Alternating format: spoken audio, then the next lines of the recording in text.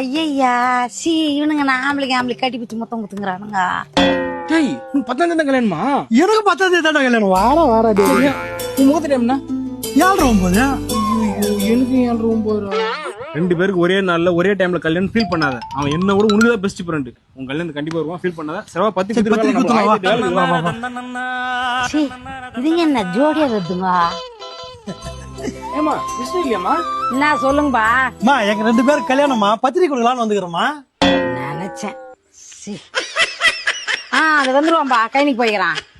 ஏன்பா நான் கேக்குறேன்னு தப்பா நினைச்சுக்காத, உங்க வீட்டுக்கெல்லாம் இது தெரியுமா? ஏமா எங்க வீட்டுல ஏற்பாடு பண்ணி தான் கல்யாணம் நடக்குது எங்களுக்கு. ஓ வீட்லயே ஒத்துக்க ஆரம்பிச்சிட்டாங்களா இதுக்கெல்லாம்?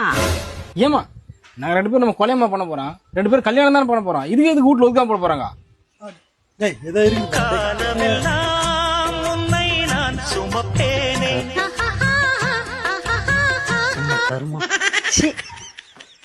எனக்கு கேட்கறதுக்கே ஒரு மாதிரியா தான் இருக்குது.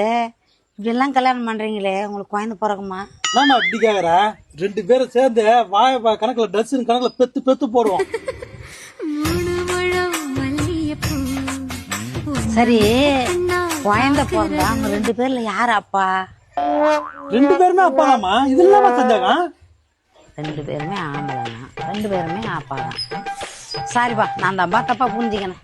ஏமா குடும்பத்தோட கல்யாணத்துக்கு வந்துடணுமா? வந்துருங்கம்மா.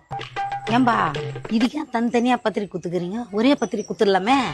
ஏமா ஒரே நாள்ல ஒரே முகூர்த்தத்துல கல்யாணம். உங்க வீட்டு சார்பா ஒரு பத்திரிக்கை, என் வீட்டு சார்பா ஒரு பத்திரிக்கை கொடுக்க இல்லைனாங்க. ஏண்டா டேய் அட பாவி, நகமே பேத்துங்கடா. பார்த்து வரது இல்லையா? கல்யாண நேரத்துல நம்ம தானே பார்த்து சோதனை பார்க்கணும். ஐயோ சீ